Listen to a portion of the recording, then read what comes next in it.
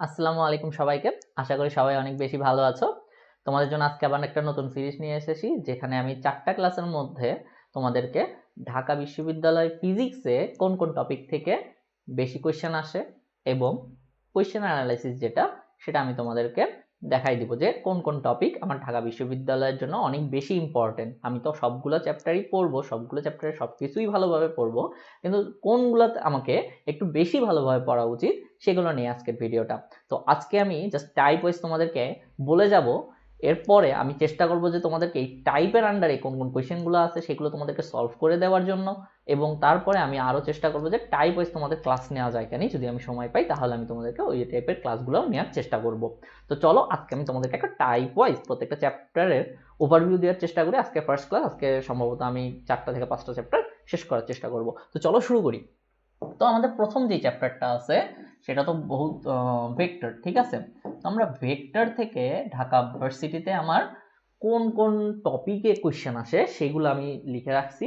তো চলো প্রথমেই দেখি আমাদের সব থেকে বেশি কোয়েশ্চেন আসছে যেটা থেকে, সেটা হলো আমাদের ডট গুণ, ঠিক আছে। সব থেকে বেশি কোয়েশ্চেন আসে হচ্ছে ডট গুণ থেকে। এখন ডট গুণ থেকে কি, A dot B is equal to কি আমাদের এ বি কস থিটা, তাই না। তো এখান থেকে আমাকে বলে সামটাইম যে থিটার মান বের করো, তারপর হচ্ছে দুইটা ভেক্টর যদি লম্ব হয় তাহলে তাদের একটা ভেক্টরের মান দেয়া থাকে, আরেকটা ভেক্টরের মান বের করতে বলে। তো আমাদের আলটিমেটলি এই ফর্মুলা দিয়েই হচ্ছে আমাদের বেশ কিছু প্রশ্ন ঢাকা ভার্সিটিতে আসে, ঠিক আছে। তোমরা যদি কোশ্চেন ব্যাংকটা দেখো তাহলেই পাবা। তারপরে যে জিনিসটা আসে সেটা হচ্ছে আমাদের আসছে, যদিও এটা থেকে কম আসছে, সেটা হলো আমাদের একক ভেক্টর, ঠিক আছে। একবার কি দুইবার আসছে একক ভেক্টর থেকে, কিন্তু আমাদের একক ভেক্টরটা কি আসলে আমরা সেটা বুঝি না। আমাদের একক ভেক্টর থেকে যে কোশ্চেনটা আসছিল সেটা হচ্ছে আমাদের ইটা is equal to A cross B, এটা দিয়ে, ঠিক আছে। এই ফর্মুলাটা দিয়ে আসছিল। তো এই ফর্মুলাটাতে প্রশ্নটা এরকম ছিল যে আমরা যদি এ ক্রস বি যেই দিকে সেই দিকের একক ভেক্টরটা বের করো। তো আমাদের এ ক্রস বি, আমার যদি এটা এ হয়, এটা যদি বি হয়, এ ক্রস বি যদি আমি করি, এর মানে দিকটা এই দিকে, তাই না। তো আমাদের এইটার যে দিক সেটাকে কি করতে হবে, আমাদের এ ক্রস বি এর কি বলে মান দিয়ে ভাগ করে দিতে হবে না, তাহলে তো এই যে জিনিসটা সেটার একক ভেক্টর পেয়ে যাব আমরা। তো আমাদের আলটিমেটলি এই যে একক ভেক্টরের কনসেপ্ট সেটা দিয়ে একটা ম্যাথ আসছিল, ঠিক আছে। তো একক ভেক্টরটা আমার জন্য ইম্পর্টেন্ট। তারপরে আরেকটা হচ্ছে, আমি ক্রমান্বয়ে যাচ্ছি যে কোনটা কোনটা ইম্পর্টেন্ট, সেটা হলো আমাদের ক্রস গুণ, ঠিক আছে। ক্রস গুণ, ক্রস গুণ আমাদের এই যে জিনিসগুলো আছে, এই যে ক্রস গুণটা অনেক বেশি ইম্পর্টেন্ট। কেন ক্রস গুণ? কারণ ক্রস গুণ থেকে আমাদের ক্ষেত্রফল আসে, ঠিক আছে। তো ক্রস গুণ ক্ষেত্রফল, তো আমাদের ক্ষেত্রফলের ম্যাথ গুলা অলমোস্ট দুইবারের মতো আসছে, ক্রস গুণ আসছে একবার, মানে 2-3 বার এই টপিক থেকে কোশ্চেন আসছে। তাহলে মানে কি এটা আমাদের জন্য ইম্পর্টেন্ট না? আমাদের সামান্তরিকের ক্ষেত্রফল যদি বের করতে বলি তাহলে আমাদের ক্রস গুণ বের করতে বলতে পারে। তো আমাদের এই যে জিনিসগুলো আছে সেগুলো ইম্পর্টেন্ট। তারপরে আর কি ইম্পর্টেন্ট এখান থেকে আমাদের আরেকটা ইম্পর্টেন্ট টপিক আছে, সেটা হলো আমরা জানি যে লব্ধি, ঠিক আছে। লব্ধির যে ফর্মুলা সেগুলো তো অবভিয়াসলি ইম্পর্টেন্ট, কিন্তু লব্ধির ক্ষেত্রে আমাদেরকে মনে রাখতে হবে এই 3টা ভ্যালু দিয়ে অনেক টাইপ কোয়েশ্চেন আসে।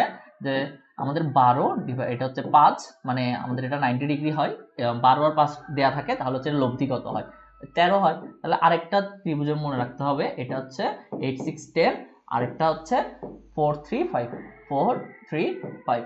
এই 3টা মান থেকে আমার হচ্ছে 2-3 বার কোশ্চেন আসছে, ঠিক আছে। তো আমাদের এই 3টা ভ্যালু একটু ভালোভাবে মনে রাখতে হবে, আমাদের সম্ভবত এটা আর এটা আসছে, ঠিক আছে। তো এই 3টা ভ্যালু আমাদের লব্ধির ফর্মুলা থেকে মনে রাখতে হবে।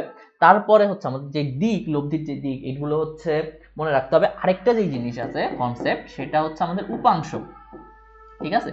উপাংশ, এই যে জিনিসটা আছে সেটা থেকে আমাদের ম্যাথ আসে। তো উপাংশটা কি, ধরো যে সাপোজ আমাদের এ একটা থিটার সাথে দেয়া আছে, ঠিক আছে। এটা ধরো যে আর, তাহলে আমাদের এক্স দিকে উপাংশ কত, ওয়াই দিকে উপাংশ কত, এটা যদি বের করতে বলে তাহলে আমাদের এক্স দিকে উপাংশ কি হবে, আর কস থিটা হবে না, আর ওয়াই দিকে কি হবে, আর সাইন থিটা। জাস্ট এই যে জিনিসটা, এটাই হচ্ছে আমাদের আসতে পারে। তো আমাদের উপাংশের এই যে জিনিসটা আসতে পারে। আরেকটা যেই টপিক আছে সেটা হচ্ছে কার্ল, ঠিক আছে। আরেকটা যে টাইপ আছে সেটা হচ্ছে কার্ল। তো কার্ল থেকে আমাদের একটা কোশ্চেন আসছিল। তার মানে আমি তোমাদের কয়টা টাইপ বললাম টোটাল, তুমি বলবো যে ভাইয়া আপনি তো সবই বললেন। না, আমি সব বলি না। এই চ্যাপ্টারে আমি যখন আমাদের স্টুডেন্টদেরকে পড়াই টাইপ আছে হচ্ছে প্রায় 15টার মতো, ঠিক আছে। 15 থেকে 16টা টাইপ আছে, কিন্তু আমি তোমাদেরকে জাস্ট বলছি, দেখো আমি তোমাকে নদী নৌকা বলছি, বৃষ্টি বলছি, বলি নাই। কিন্তু দেখো এখানে হচ্ছে নদী নৌকা এবং বৃষ্টি এই দুইটা থেকে আসেই নাই বলতে গেলে, ঠিক আছে। আর বৃষ্টির ম্যাথ মনে হয় একটা দেখছিলাম, আর আসেই নাই। তাহলে দেখো বৃষ্টির ম্যাথটা আমাদের এই লব্ধির মধ্যে চলে আসে, ঠিক আছে। তো আমি আর লিখি নাই আলাদা করে। তো আমাদের কার, উপাংশ, লব্ধি তিনটা, আর হচ্ছে এখানে আমি মনে হয় তিনটা লিখছি। এটা হলো 6টা জিনিসই আমার সব থেকে বেশি ইম্পর্টেন্ট, মানে এগুলো থেকে কোয়েশ্চেন আসছেই। তো এগুলো হচ্ছে আমার সব থেকে বেশি গুরুত্ব সহকারে আমার পড়া উচিত। তারপরে যে জিনিসটা, যেহেতু শর্ট সিলেবাসে সব থেকে বেশি কোয়েশ্চেন আসে আমার এই যে চ্যাপ্টার থেকে, বলবিদ্যা, ঠিক আছে। বলবিদ্যা এই চ্যাপ্টার থেকে আমার সব থেকে বেশি কোয়েশ্চেন আসে, এবং এই চ্যাপ্টারে আমার টাইপও অনেক বেশি এবং আসছেও অনেক বেশি টাইপ থেকে। তো আমি তোমাদেরকে এক এক করে টাইপগুলো লিখে দিই যে কোন কোন টাইপ থেকে আসে। ফার্স্ট আমার ভরবেগের সংরক্ষণশীলতা থেকে আসছে। ভরবেগের সংরক্ষণশীলতা থেকে বেশ কিছু কোয়েশ্চেন আসছে। ভরবেগের সংরক্ষণশীলতা যে ফর্মুলাটা আছে আমি তোমাদেরকে দেখাই, এটা থেকে প্রায় 4-5 বার আসছে, ঠিক আছে। ভরবেগের সংরক্ষণশীলতা, আমি বানান ভুল লিখছি, ভরবেগের সংরক্ষণশীলতা, রক্ষণশীলতা। তার মানে এখান থেকে আমার এই যে ফর্মুলাটা আছে, m1 u1 plus m2 u2 is equal two m1 v1 plus m2 v2, এই যে ফর্মুলাটা আছে, এই ফর্মুলা থেকে বেশ কয়েকবার কোশ্চেন আসছে, ঠিক আছে। তো তাহলে আমাদেরকে কি এই ফর্মুলাটা একটু ভালোভাবে পড়তে হবে। তারপরে আমাদের আসছে হচ্ছে কৌণিক বেগ থেকে। কৌণিক বেগ কৌণিক বেগ থেকে মানে কি, তার মানে হচ্ছে আমাদের ওমেগার যে ফর্মুলাগুলো আছে সেই ফর্মুলা থেকে বেশ কয়েকটা কোশ্চেন আসছে। 2π/t is equal two 2πf is equal two 2πn/t, এই যে ফর্মুলাগুলো আছে কৌণিক বেগ নির্ণয়, এই কৌণিক বেগ থেকে আমার বেশ কিছু আসছে।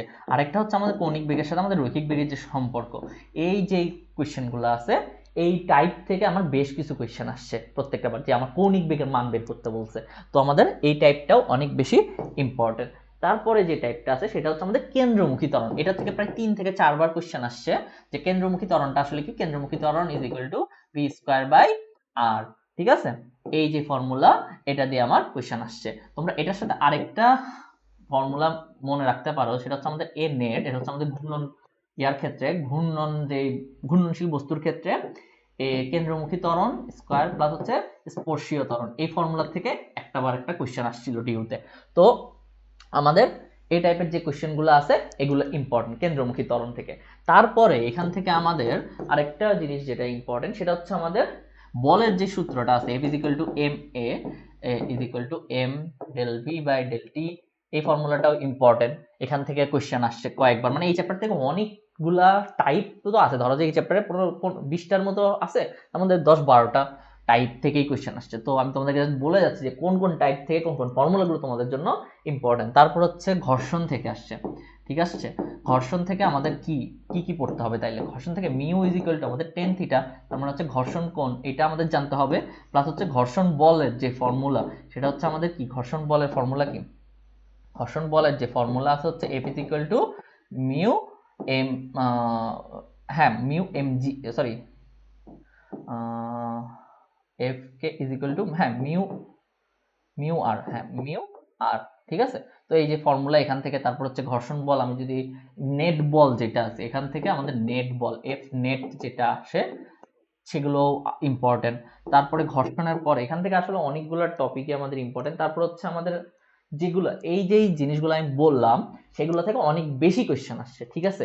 এখন যে টপিকগুলো থেকে জাস্ট একটি করে কোয়েশ্চেন আসছে, একবার করে আসছে, সেগুলো হলো আমাদের যে পুলির যে কনসেপ্টটা আছে না, পুলির ম্যাথ, সেখান থেকে একবার করে আসছে কোন কোন চ্যাপ্টার থেকে, পুলির ম্যাথ, ঠিক আছে, এখান থেকে একবার আসছে। তারপর হচ্ছে আমাদের আর কোথায় থেকে একবার আসছে, তারপর হচ্ছে হ্যাঁ সংযুক্ত যে সিস্টেমগুলো আছে, যেমন ধরো যে আমাদের ওই তো 3টা গাড়ি আছে, এই গাড়িতে বেগ কত, সরি এই গাড়িতে প্রয়োগকৃত বল কত, এই গাড়িটা কত বল ফিল করতেছে, এটা হচ্ছে সংযুক্ত সিস্টেম, ঠিক আছে।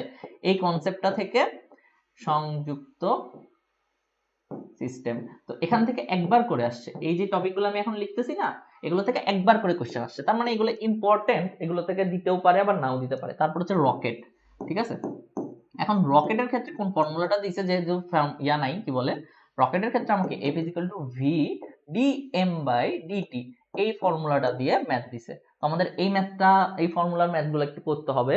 তারপর হচ্ছে আমাদের লিফটের যেই ত্বরণ, ঠিক আছে, লিফট যদি উপরের দিকে ওঠে তাহলে আমাদের ত্বরণ কি হয়, এ ধরো যে এ ত্বরণে আমাদের উপরের দিকে উঠতেছে তাহলে কি হয়, জি প্লাস এ না, আর যদি এ ত্বরণে নিচের দিকে নামে তাহলে এ নেট ইজ ইকুয়াল টু আমার হয় কি, জি মাইনাস এ। তো আমাদের লিফটের এই জিনিসগুলা ইম্পর্টেন্ট এই চ্যাপ্টার থেকে। তারপর রকেটের ক্ষেত্রে এই ফর্মুলাটা ইম্পর্টেন্ট।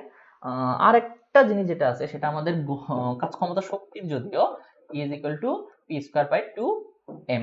এই যে জিনিসগুলো আমি বললাম নিউটনীয় বলবিদ্যায় বেশ কিছু, আরো এগুলো ছাড়া কিন্তু আরো অনেক টপিক আছে। তুমি যদি নিউটন বলবিদ্যা আর একটু বেশি গভীরভাবে পড়তে চাও তাহলে তোমার হচ্ছে অনেক আরো টপিক আছে, কিন্তু তোমার হচ্ছে এইটা, যেমন আমি এখান থেকে কিন্তু জড়তার ভ্রামক লিখিনি, তোমরা খেয়াল করছো কিনা জানি না, জড়তার ভ্রামক কিন্তু মানে আসে, কিন্তু ডিউতে আমি জড়তার ভ্রামকের কোনো কোশ্চেন দেখি নাই, তো আমি সেই জন্য এখানে লিখি নাই। তাই বলে কি জড়তার ভ্রামক পড়বো না, তোমার পড়া লাগবে, কিন্তু এগুলো হচ্ছে অনেক বেশি ইম্পর্টেন্ট, ঠিক আছে। জড়তার ভ্রামক দিয়ে কিন্তু ম্যাথ আসতেই পারে, কিন্তু এগুলো আগে পড়বা, দেন জড়তার ভ্রামকটা পড়বো। কারণ দেখো তোমার এই যে টপিকগুলো লিখলাম সেগুলো অনেকগুলোই টপিক লিখছি, প্রায় 10-12টা হয়ে গেছে আমার এখানে লিস্টে, কারণ এই চ্যাপ্টার থেকে অনেক বেশি কোশ্চেন আসছে, প্রায় 25 থেকে 30টার মতো গত 10 বছরের মধ্যে, 10 বছর নাকি 7-8 বছরেরটা আমি অ্যানালাইসিস করছি।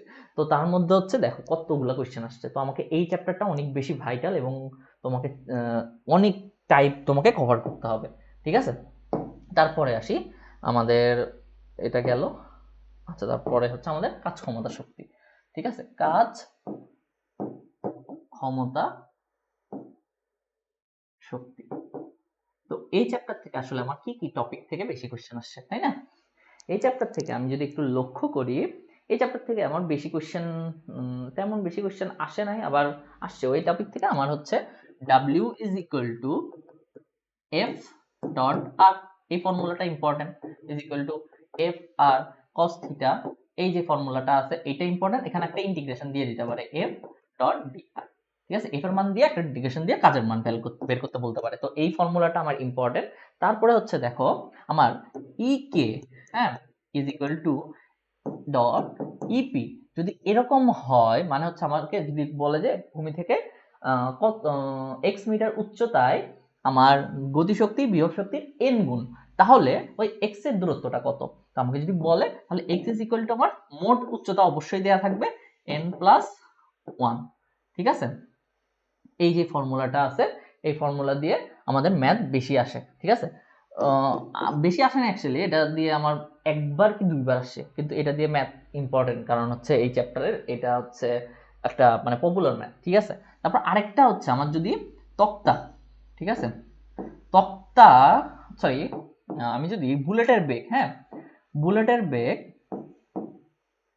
বুলেটের বেগ যদি n গুণ বাড়াই তাহলে আমার কয়টা তক্তা ভেদ করতে পারবে, তক্তা n স্কয়ারটি ভেদ করবে, ঠিক আছে, ভেদ করবে।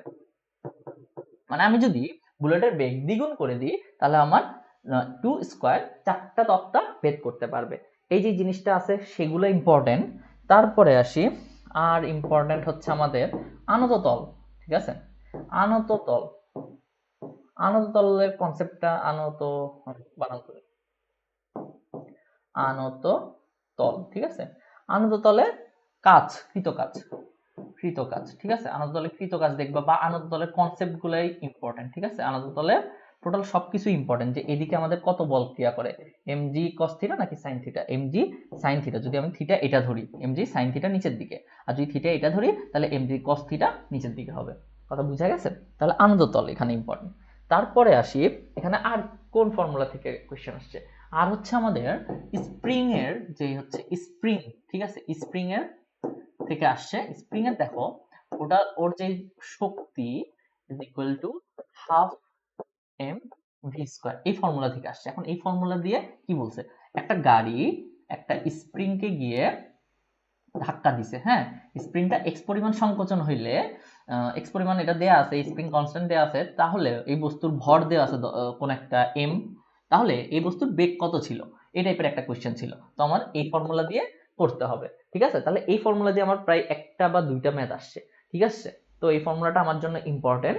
আর হচ্ছে বিভব শক্তি আর গতি শক্তি, এই যে জিনিসগুলো আছে বিভব শক্তি, গতিশক্তি, এগুলো তো তোমরা জানোই, এগুলো পড়বা, ঠিক আছে? এগুলো সাজেশন হিসেবে, কিন্তু এই যে আগের যে জিনিসগুলো বললাম, এই পাশের যে জিনিসগুলা, আর হচ্ছে এই যে টপিকগুলা, এগুলো হচ্ছে সব থেকে বেশি ইম্পর্টেন্ট, ঠিক আছে?